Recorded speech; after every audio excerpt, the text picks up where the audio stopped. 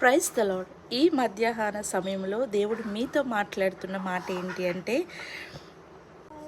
నీతో ప్రజలందరూ కూడా నువ్వు కరెక్ట్గా ఉన్నప్పటికీ, నిజాయితీగా ఉన్నప్పటికీ, నీతో నిన్ను ద్వేషించే వాళ్ళు ఏకంగా యుద్ధమే చేస్తారు. ప్రతిరోజు ఎలా ఉంటుందంటే వారితో యుద్ధంలాగే ఉంటుందన్నమాట. సో ఈ మాట ఎందుకు చెప్తున్నానంటే, దేవుడు ఈరోజు అదే విషయాన్ని మీతో మాట్లాడుతున్నారు. ఇర్మియా గారు ఉన్నప్పుడు, ఇర్మియా ఒక మంచి ప్రవక్త అనమాట. ఇజ్రాయేల్ జనాంగము చేస్తున్న తప్పుల గురించి దేవుడు పక్షంలో వారికి వివరణ చేస్తూనే ఉన్నప్పుడు ఏమంటాడంటే, ఆ ప్రజలందరూ కూడా ఇర్మియాని ద్వేషిస్తారు.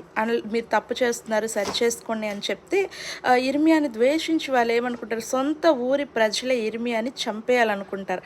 సో ఇర్మియాకి భయం కలుగుతుంది కదా, మరి ఎవరికైనా ఒక మానవ మాత్రుడికి ప్రాణం అంటే భయమే కదా. సో ఇర్మియా కూడా అలాగే భయపడుతుంటే అప్పుడు దేవుడు ఇర్మియాతో చెప్పే మాట ఏంటంటే, ఆ ప్రజలు నీతో యుద్ధము చేయుదురు. అంటే నీతో డైరెక్ట్గా యుద్ధం అంటే కత్తి పట్టుకుని అలా యుద్ధం కాదు.